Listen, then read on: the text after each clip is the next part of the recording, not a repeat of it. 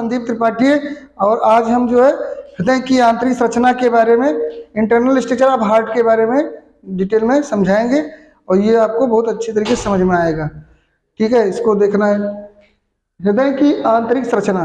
ठीक है, इसमें जो है हृदय जो होता है इसमें जो है दो, एक ये दीवार होती है ऐसे होती है और हृदय में एक दूसरी दीवार ऐसे होती है।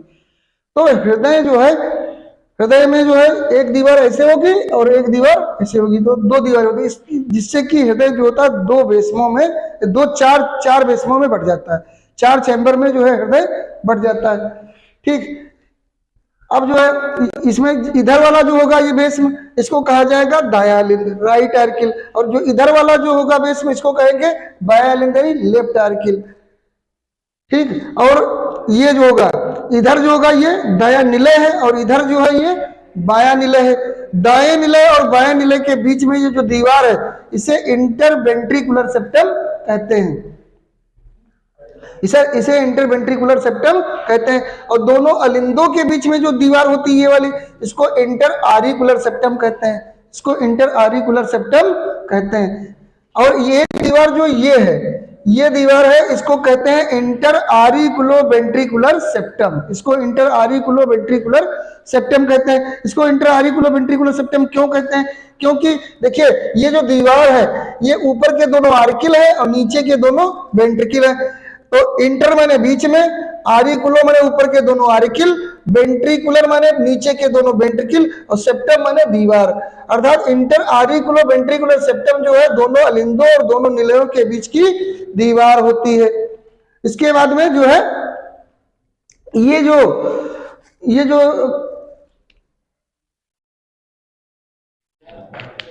जो चैम्बर है इसका नाम है दाया अलिंद। दाएं अलिंद में दो जो है खून की नलियां आकर के खुलती हैं। ठीक, एक होती है अग्र महाशिरा और दूसरी कहलाती है पश्च महाशिरा। ये दोनों जो है यानी सुपीरियर वेना केवा और इंफीरियर वेना केवा, ये दोनों सिराएं जो है आकर के हृदय के दाएं अलिंद में खुलती हैं। सिरा और धमनी में एक अंतर बताना है, उसको समझना चाहिए। देखिए धमनी जो होती है हृदय से दूर रक्त ले जाती है, हृदय से अंग की ओर रक्त ले जाती है, जबकि जो सिरा होती है वो अंग से हृदय की ओर रक्त लाती है। ठीक, ये धमनी और सिरा में मुख्य अंतर है। धमनी क्या करती है? हृदय से अंग की ओर, और जबकि सिरा अंगों से हृदय की ओर रक्त लाती है। अब देखिए ये जो सिराएं हैं, एक है अग्र महाशिरा और दूसरी है पश्च महाशिरा। ये दोनों सिराएं जो होती है रक्त को अंगों से हृदय के दाएं अलिंद में यहाँ पर लाती हैं। अग्र महाशिरा क्या करती? अग्र महाशिरा शरीर के ऊपरी हिस्से से, मतलब खोपड़ी से, गर्दन से, भुजाओं से, कंधों से ये रक्त जो है लाती है, और कहाँ लाती है? दाएं अलिंद में ले आती है। ठीक, और ये जो पश्च महाशिरा है ये शरीर के निचले हिस्से से, अर्थात टांगों से, कमर से, यहां से रक्त लाती है और ला करके कहाँ ले आती है? दाएं अलिंद में ले आती है। ये दोनों सिराएं जो हैं ये अशुद्ध रक्त लाती हैं। अशुद्ध रक्त इसलिए इसको कहेंगे क्योंकि इस रक्त में कार्बन डाइऑक्साइड ज्यादा होती है और इसमें ऑक्सीजन कम होती है। कार्बन डाइऑक्साइड क्यों ज्यादा होती है? कार्बन डाइऑक्साइड इसलिए ज्यादा होती है क्योंकि जब ये रक्त आता है तो ये आता है अंगों से, अंगों की कोशिकाएं इस रक्त से ऑक्सीजन ले लेती हैं और इसमें कार्बन डाइऑक्साइड मिला देती। कार्बन डाइऑक्साइड मिला देने से ये रक्त अशुद्ध हो जाता है। मतलब अशुद्ध रक्त में और कुछ नहीं है, केवल इसमें कार्बन डाइऑक्साइड ज्यादा होती है, इसीलिए इसको अशुद्ध कहा जाता है। तो ये यहाँ पर जो रक्त आता है दाएं अलिंद में अशुद्ध रक्त आता है। फिर क्या होता है? ये जो निलय है, निलय की जो दीवार है, निलय की दीवार में इस तरीके की जो मसल्स होती हैं, इनको पेपिलरी मांसपेशियां कहते हैं। इनको क्या कहते हैं? पेपिलरी मांसपेशियां कहते हैं। यहाँ पर लिखा रही, इसको लिख रहे हैं। ठीक, ये लिखा क्या होता है? ये कहलाती है पेपिलरी मांसपेशियां, papillary muscles, papillary muscles, papillary मांसपेशियां, पेपिलरी मांसपेशियां होती हैं।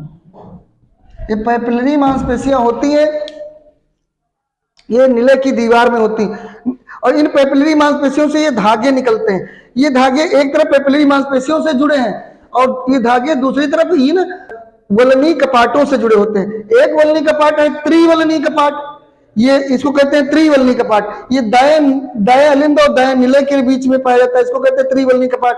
और इधर जो होता है इसको कहते हैं द्विवलनी कपाट। ये जो होता है बाएं अलिंद और बाएं निलय के बीच में पाया जाता है, इसको कहते हैं द्विवलनी कपाट।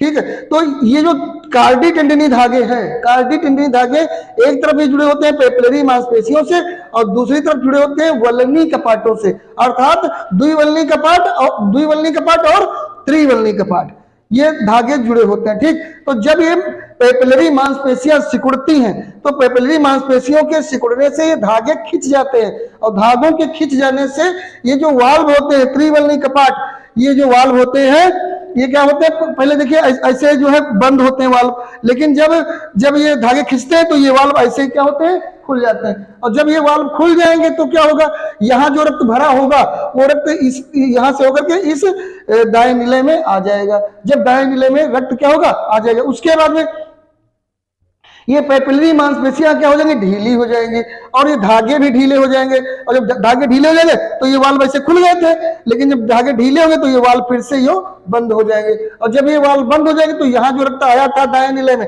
ये फिर वापस दाएं अलिंद में जा नहीं पाएगा, दाएं अलिंद में वापस नहीं जा पाएगा।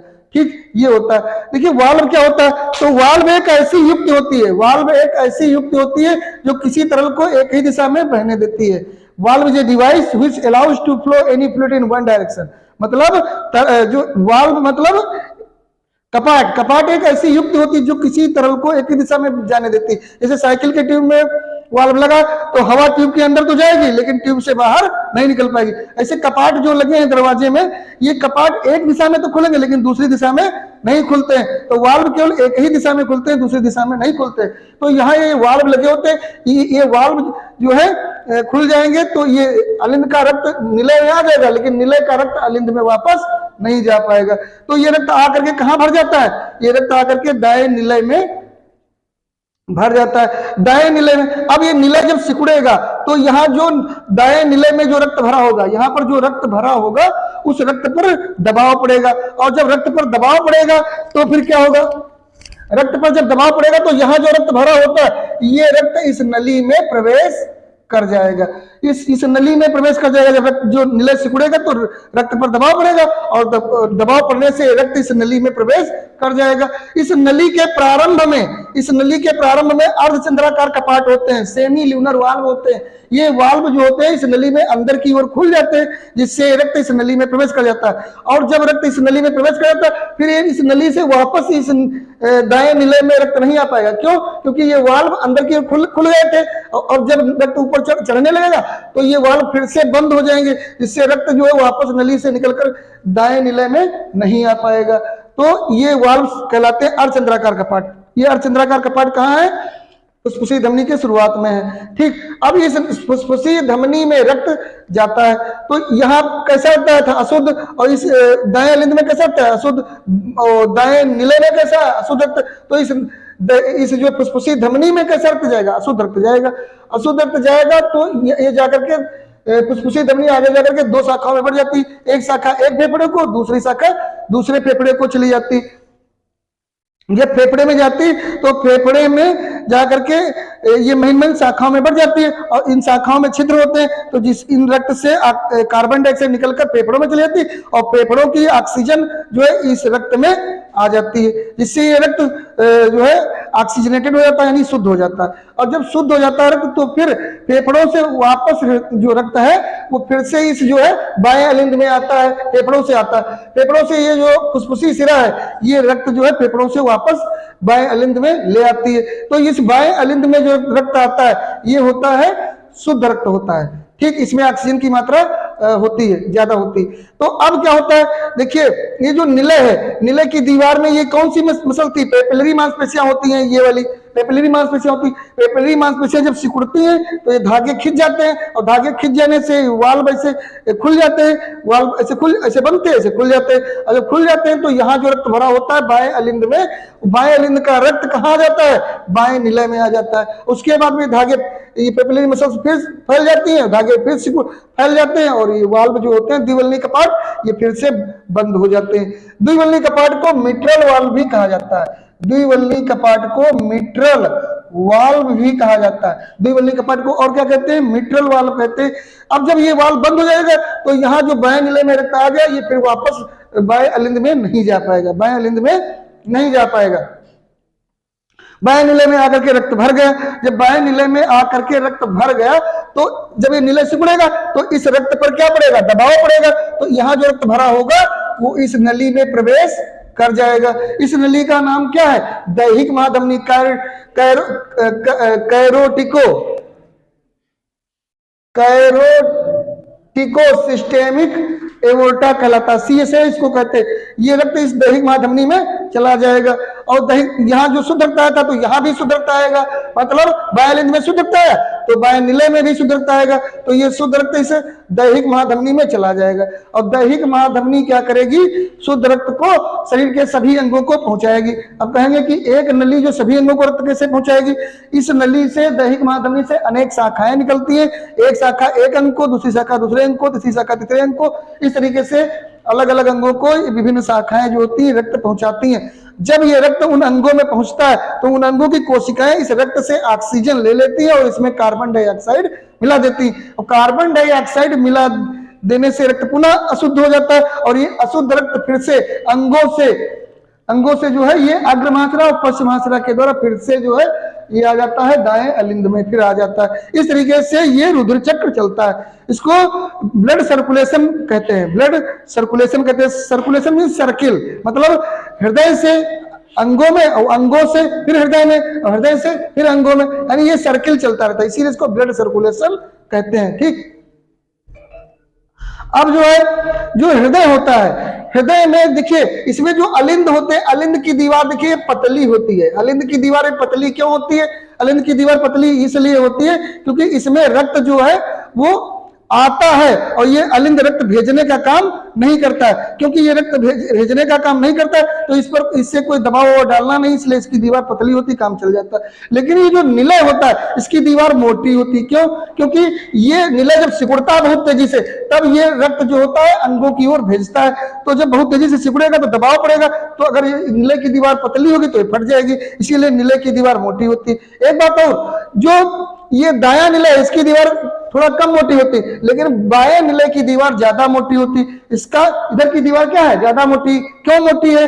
क्योंकि इधर जो है ये जो रक्त जाएगा ये फुसफुसी धमनी केवल फेफड़ों में ले जाएगी, एक ही अंग में जाएगा। लेकिन इधर से जो दैहिक महाधमनी है ये रक्त जो सभी अंगों को ले जाती है, तो इसमें रक्त बहुत तेजी से जब दबाव डाल करके भेजा जाएगा तभी जो है सभी अंगों तक, खोपड़ी उपड़ी तक पहुंच पाएगा ऊपर। इसीलिए ये जो जब ज्यादा दबाव पड़ेगा तो ये दीवार फट सकती है, इसीलिए बाएं निलय की दीवार जो है ज्यादा मोटी होती है। इसके बाद में देखिए जो हृदय का ये दायां भाग होता है इसमें अशुद्ध रक्त है, यहां भी अशुद्ध है, यहां भी अशुद्ध है, इसलिए इस भाग को कहते हैं वीनस पार्ट। वीनस पार्ट मतलब वेन, वेन से बना वीनस पार्ट। वेन जो होती, वेन माने सिरा, सिरा में जो रक्त होता है अशुद्ध होता है और इस हृदय में भी दाएं हृदय में भी अशुद्ध रक्त है और सिरा में भी अशुद्ध रक्त है और सिरा को वेन कहते हैं, तो उसी वेन से बना वीनस, इसलिए इस हार्ट को वीनस हार्ट भी कहते हैं। और जो ये बायां हृदय होता है, बाएं हृदय में शुद्ध रक्त बहता है और शुद्ध रक्त बहता है धमनियों में और धमनी को आर्टरी कहते हैं, तो उसी आर्टरी से बना, इसलिए इस हार्ट को जो बायां हार्ट है इसको कहते हैं आर्टीरियल हार्ट, इसको आर्टीरियल हार्ट कहते हैं। अर्थात दाएं हार्ट में शुद्ध रक्त और बाएं हार्ट में, दाएं हार्ट में अशुद्ध रक्त होता है और ये जो दायां हार्ट है इसमें क्या है बताओ? इसमें है अशुद्ध और ये जो बायां हार्ट है इसमें क्या है? शुद्ध रक्त है। ठीक, तो इस तरीके से होता है। अब देखिए ये जब द्विवल्नी कपाट और त्रिवल्नी कपाट ये जब बंद होते हैं तो लब की आवाज आती है। जब ये द्विवल्नी कपाट और त्रिवल्नी कपाट जब बंद होते हैं तो लब की आवाज आती है। और इसी प्रकार जब ये अर्धचंद्राकार कपाट बंद होते हैं, यहाँ जो ये अर्धचंद्राकार कपाट है ये जब बंद होते हैं तो डब की आवाज आती है। तो ये लब और डब की आवाज आती है। देखिए जो हृदय की संरचना है इस प्रकार से हमने इसको समझाया और समझ में आ गया होगा। और अगर ये वीडियो हमारा जो हृदय की संरचना के बारे में समझ में आपको आया तो इसको जो है लाइक करें, शेयर करें और जो है अगर कोई दिक्कत है तो कमेंट करें। और इसके अलावा जो है हम इसके बाद में जो है हृदय की क्रिया विधि के बारे में एक नया वीडियो डालेंगे और इसी तरीके से वीडियो हम डालते रहेंगे। हर वीडियो हम प्रयास करेंगे कि अच्छे से अच्छा बनता जाए और सभी बच्चों की बहुत आसानी से समझ में आता रहे। ठीक है।